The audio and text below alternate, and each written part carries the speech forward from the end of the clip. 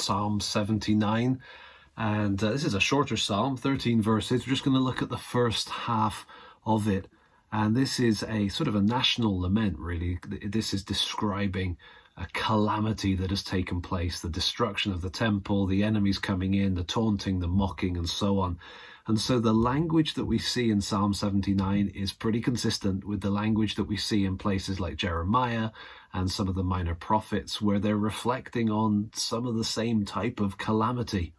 Let's jump in and just again notice repetition and where it leads. It kind of sets up a key question. Oh God, the nations have come into your inheritance. Speaking of the nations coming into the promised land, they have defiled your holy temple. They have laid Jerusalem in ruins. They have given the bodies of your servants to the birds of the heavens for food, the flesh of your faithful to the beasts of the earth. They have poured out their blood like water all around Jerusalem, and there was no one to bury them. This is so heavy, isn't it? You can kind of hear, it's almost like the weight of the circumstance, the seriousness of what they were going through just leads to this kind of repetitious cry and lament. God, they've done this, they've done this, they've done this.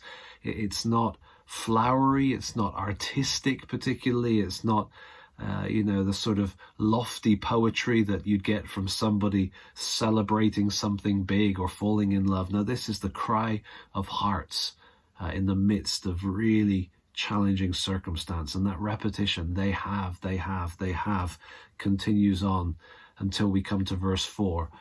We have become a taunt to our neighbors, mocked and derided by those around us. Having established that they have done all this to us, see it from our side, Lord, we've become a taunt, mocked and derided.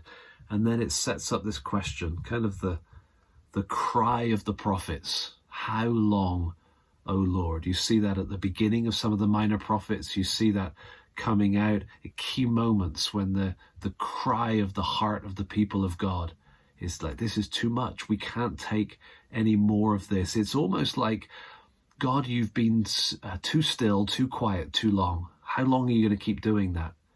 Notice this, will you be angry forever? There's this sense that God isn't doing something, he must be angry, or God is allowing this to come against us. This is discipline on us. He must be angry with us. Will your jealousy burn like fire?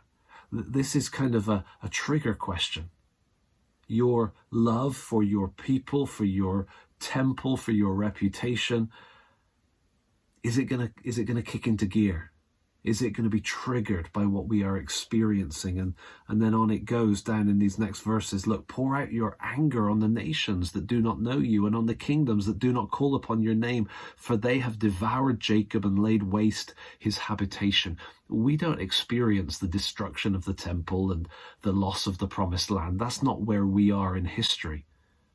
But we may face things that cause the cry of our hearts to be the cry of Psalm 79. Lord, how long are you going to allow this evil to continue?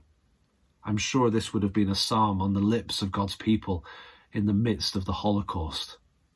I'm sure this would have been a cry on the lips of God's people in the midst of the purges of Stalin in the Soviet Union, as millions were killed as they tried to impose this new total society.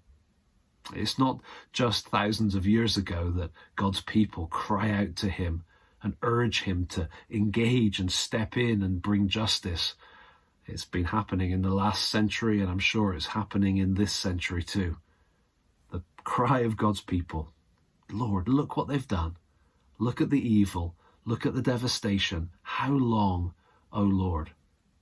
We've maybe been comfortable so that we perhaps haven't felt the need to cry out to God in this way. But these Psalms, I think, may be preparing us to have the terminology and to have the perspective, even to have the confidence to cry out to God if we should face the kind of evil that is described here. Read through Psalm 79. It's just 13 verses. Share your highlights with others. Let it be an encouragement. Maybe allow or urge others to be ready to pray with you in these terms. See you next time.